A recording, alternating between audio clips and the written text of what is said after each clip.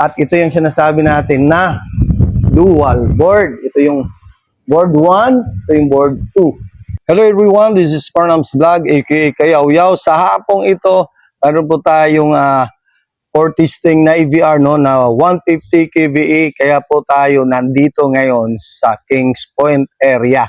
Kaya ano pa ang hinintay nyo? Samahan nyo si Kayaw-Yaw at tingnan natin kung gaano kaganda ang ating EVR dito. So bago tayo mag-umpisa, paki-like and share ang ating YouTube channel, Parnam's Kayaw-Yaw, din ang ating FB page natin, Parnam's Vlog.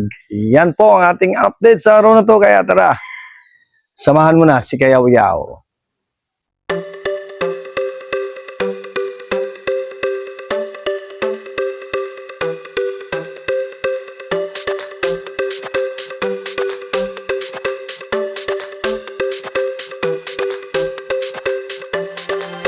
Hello everyone, this is Parnam's Vlog, aka Kayaw-Yaw. So sa hapong ito, update muna natin kung anong EVR ang titesting natin, no? So ang EVR po, ang titesting natin ngayon is yung 150 kVA na EVR. 3-piece po siya. So 3-piece na 220 and 220 out. Yun po ang titesting ngayon. Ngayon, ang bigat nito is 443 kilogram yung bigat niya. 25% plus and minus. Then accuracy niya is 2%. Then ang brand nito is North Star brand. Kaya po tayo nandito para po matesting siya ng 3-phase kung mag-fluctuation ang ating kuryente, no? Bumaba yung kuryente, kung ilang voltage ang kaya niya ma-regulate, no? Automatic voltage regulator ang tawag ng EVR. Pero ang iba, ang tawag niya is stabilizer. Nag-stabilize siya ng voltahe pala. Yung voltahe i-regulate niya to 220, no? And mamaya testing natin kung gaano kaganda. So yun pala ang North Star brand natin, no? Marami po tayong mga maliit din na EVR maliban dito sa 150. So ang company is nag-customize ng pinakamaliit hanggang pinakamalaki na EVR ay kaya pong i-customize ng ating company. Single phase at 3-phase. Or sa 3-phase natin kasi ang voltahe na pwede is 380 volt and 400 volt pwede, 440. Then ating 220 na 3-phase meron din tayo. Kaya sa mga naghanap ng EVR na di kalidad, karentisado, at maasahan, after sales ay nandyan yung company. Nandito na po ang North Star brand, no? North Star brand is manufactured siya ng China. Then quality is good. Was more than 20 years na nasa Pilipinas ang North Star brand natin, and pang-industrial siya. So ang kagandahan nito, ang ating EVR is dual board. Ano ba to? Ano bang ibig sabihin ng dual board? So ang dual board ay para ka nang bumili ng dalawang EVR. Tama ang narinig nyo, dalawang EVR. Kasi may board 1 at saka board 2. So board 2. Ang purpose natin, pag nasira ang board 1, mayroon tayong reserva na 2. Di ba? So paano ba siya makatulong sa ating mga customer? Malaking tulong ito dahil ating customer na nasa probinsya, walang problema kung may aberya yung isang board natin dahil pwede nating ilipat sa second board natin, no? Sa pangalawang board, pwede nating ilipat. Advantage tayo doon dahil pag after nun, maayos ang schedule ng repair ng ating isang board. Kung masira man ito, ay board lang ang palitan, babalik naman sa normal.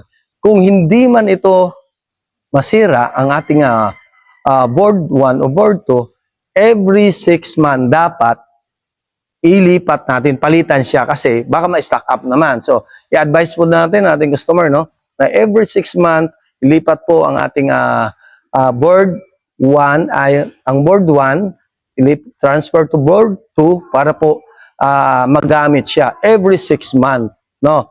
Then ang ating warranty natin sa ating EVR is 1-year warranty, no, 1-year warranty and lifetime service. Ang kagandahan nito, pwede rin kami mag-PMS sa inyo kung after ng warranty ng 1 year or gusto nyong mag-additional ng warranty, pwede rin. Pwedeng 2 years, pwedeng 3 years kasama sa ating proposal kung gusto nyo. Kayo na lang mamimili. Then, sa PMS naman, no, after na 1 year na kami po ay nag-PMS sa inyo, ituturo din namin sa inyong technician or mga maintenance kung paano linisan ang ating EVR na North Star brand. Di ba? Napakalupit. Kaya kung gusto nyo ang aming EVR, pwede na kayo mag-comment dito sa video na to or pwede kayo mag-message kay Farnham's Vlog, aka Kayaw Yaw, at pwede kayong pumunta sa ating showroom sa Scout Dr. Lascano, Quezon City. Kaya ano pa ang hinintay nyo? Mag-PM na kayo. Ito na po ang North Star brand na EVR.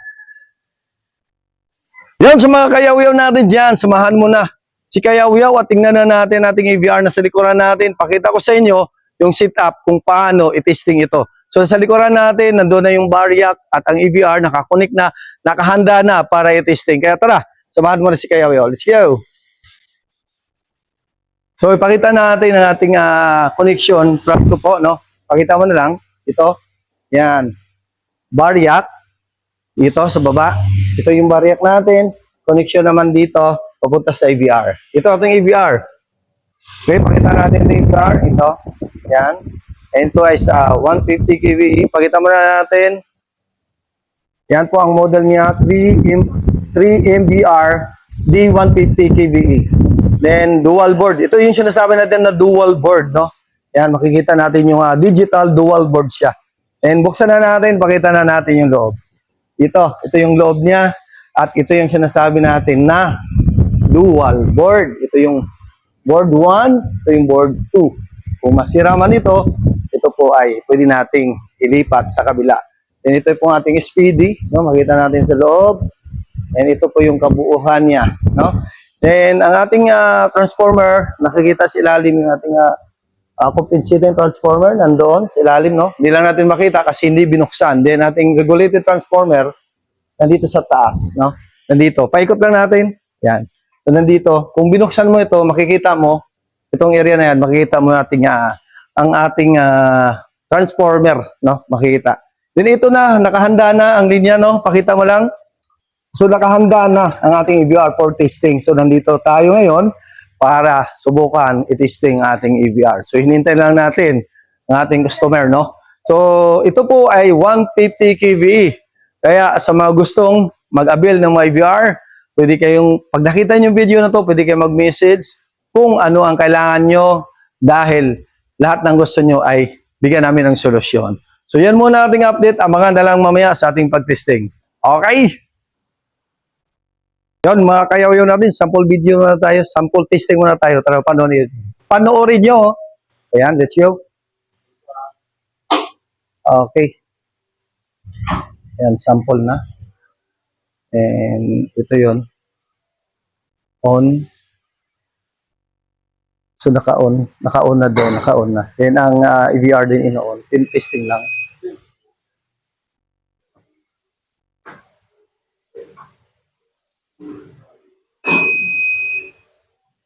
Gumana. Tayo mo mag-display. So dito, tingnan lang natin yung board. Umiilaw na siya and pinapakita na at i-testing natin yung technical niya. So tingnan natin. So ito yun po, tinitesting na dyan para malaman kung gumana ba ang ating EVR. And kailangan tester, yan po ang tester niya. So, dito tayo.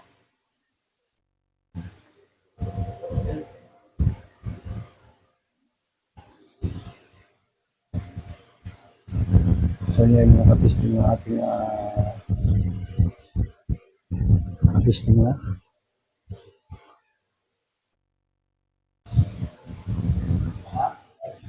So, para malaman ko yung input at saka output ng ating EVR. So, ngayon pakita naman sa screen kung tama din yung reading. Ayan po ay dual Ah, yan po ay digital. Yan. Digital yan, no? So, ito ang ating technical. So, nagsisample.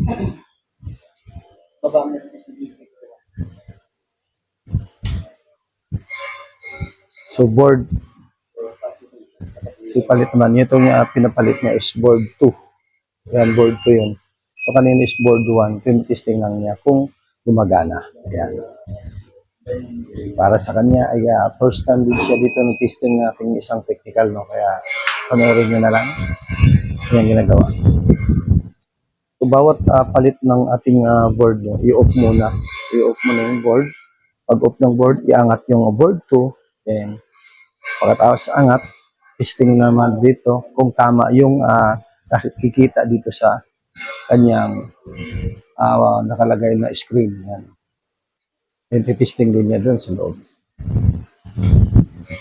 So, yan ngayon, testing niya yung line 1, line 2, line 3 kung tama yung output niya. Then, so yan. Yan yung ating isang technical lang dito ngayon.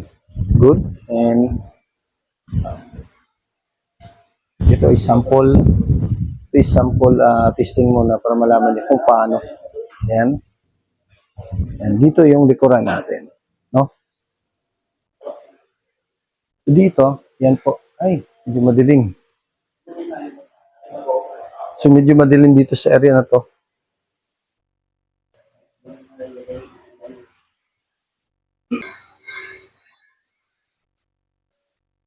Testing.